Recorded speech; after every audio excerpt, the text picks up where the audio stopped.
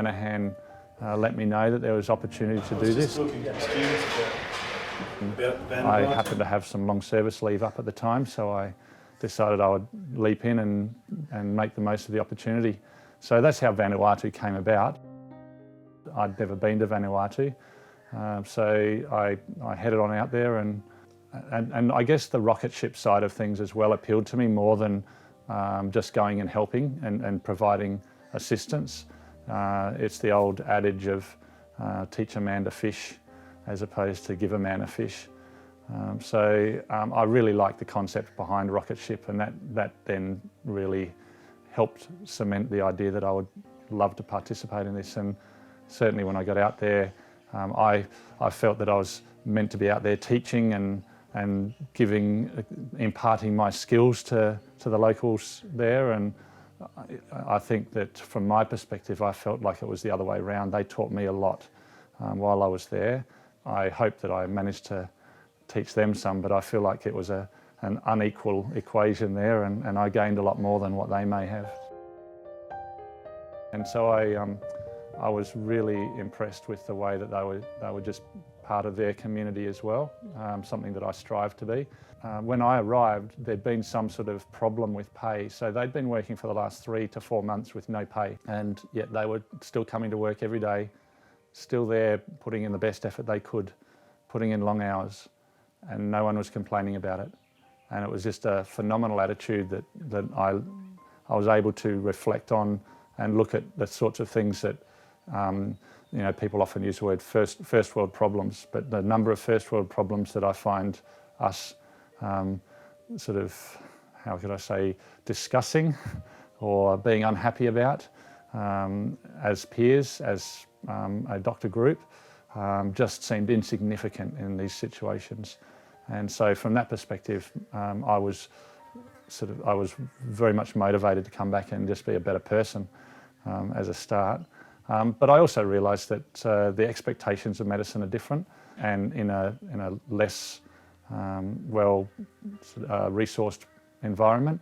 And so when I would look at patients, and in my head I'd be working out a plan, those plans initially were being very much thwarted by what was actually available, what we could do, and in the long term. I'll give an example. There was a 3-month-old child who was very malnourished, ended up getting a respiratory tract infection, which turned into a pneumonia. Very sick child. Even in our rural location here, that child would have been shipped off to a tertiary centre for intensive care treatment and probably ventilated and given the works. In Vanuatu, they have one intensive care ventilated bed down at Port Vila, and I was up in Santo, Espiritu Santo, which is one of the northern islands, but very under-resourced compared to Port Vila, for example. To get that child down there would have required aeromedical retrieval, and the family wouldn't have been able to go. Whether the child would have survived or not is anyone's guess, and it would have been tying up a bed for quite some time for a lot of other people as well. So it just doesn't even become an issue, become a question as to whether we send them or not. It's let's manage as best we can here.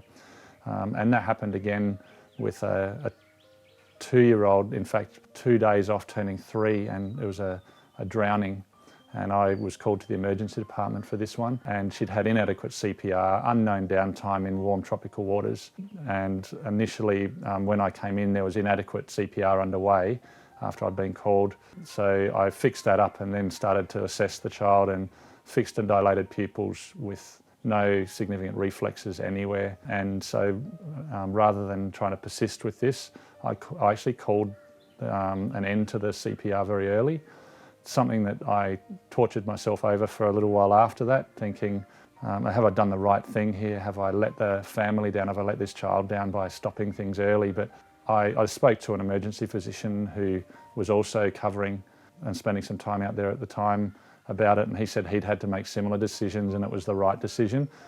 If we were going to rescue this girl in any way, she would have needed to be transferred. Chances of intact survival would be very, very low. The resources to actually manage a severely brain damaged child or person in these communities is almost non-existent, and chances are they would have had a fairly miserable time of it and ended up dying young anyway. So it was one of those real eye-openers about life. Life is valued probably because it's so precious and so fragile there. So I learnt about life. I learnt about myself, and I learnt about the sort of person I would ultimately like to be. So that's the kind of things that I think I learnt, far more valuable than a few medical things.